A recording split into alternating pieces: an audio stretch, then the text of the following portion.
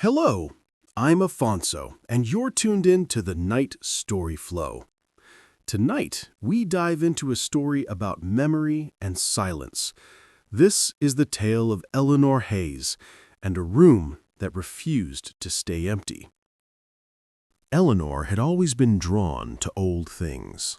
She restored art for a living. Cracked paintings, torn fabrics, forgotten beauty. Maybe that's why a shiver ran through her when she saw the old photograph of the Hayes mansion.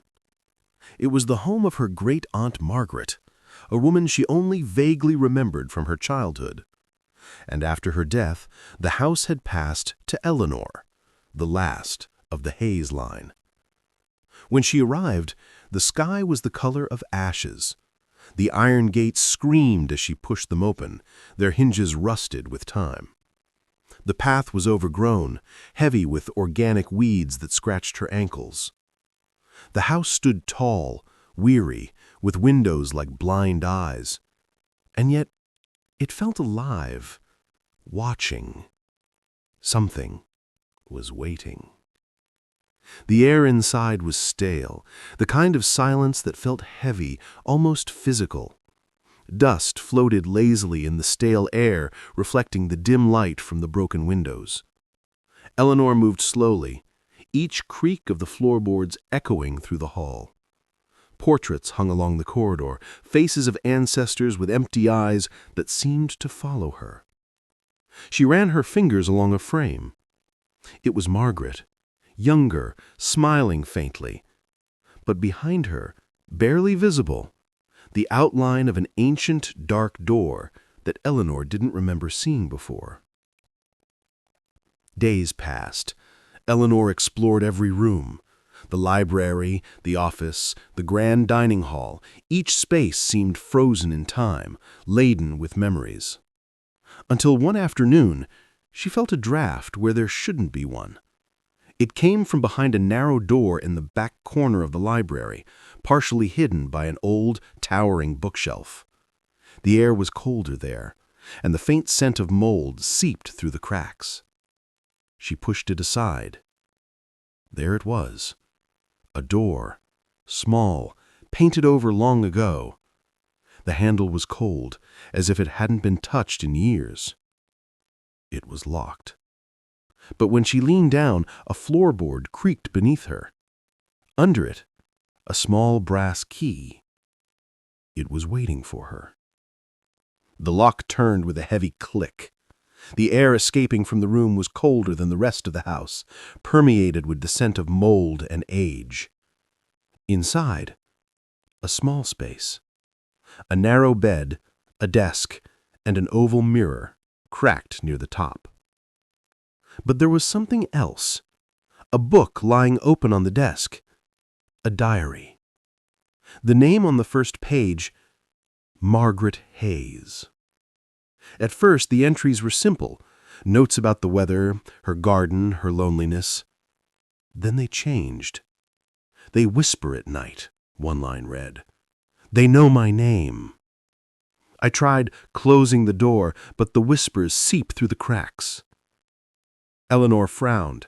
She thought it was the rambling of an isolated mind. She even smiled, a sad smile for a woman lost to solitude. But that night, she heard it too. It came softly, like the rustle of silk in the dark. Barely there, almost imagined. Eleanor. Her breath caught.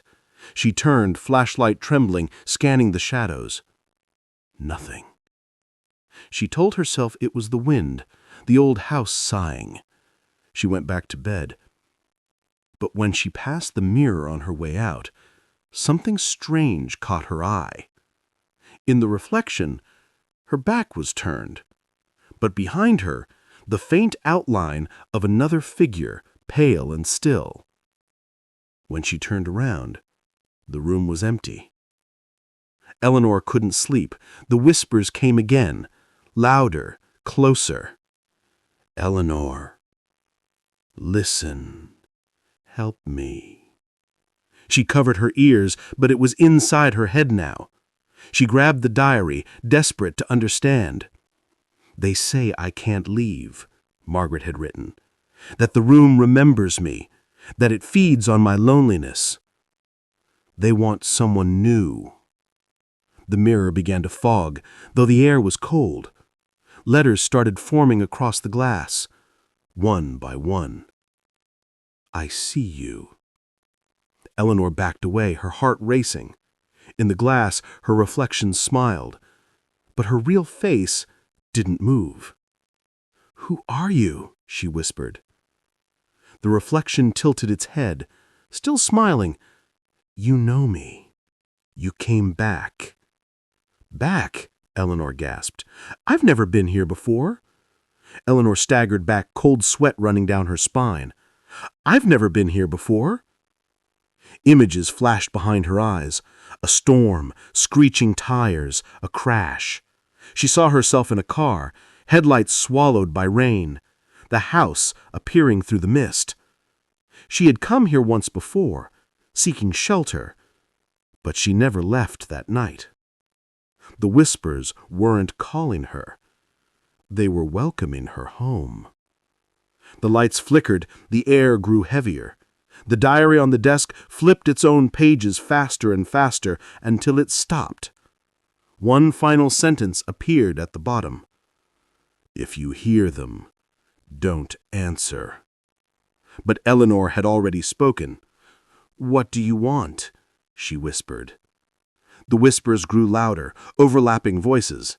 "Stay, stay, stay." The walls began to pulse, the sound of a heartbeat, faint but everywhere. She tried to run, the door slammed shut. The mirror shone brighter, reflecting not her room, but Margaret's. Margaret stood inside, her hands against the glass. "Help me," she mouthed. Then slowly, her image began to fade, replaced by Eleanor's own.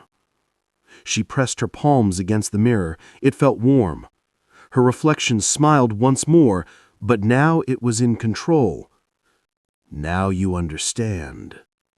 The glass rippled like water. Her fingers sank into it.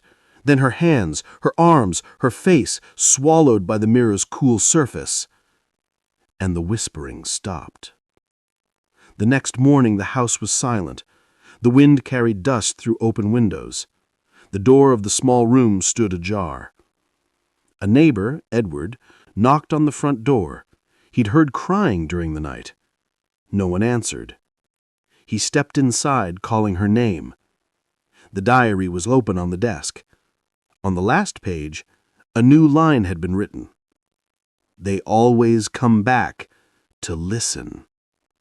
Edward turned to leave, but then he heard it. Soft, distant, coming from the second floor. "Edward."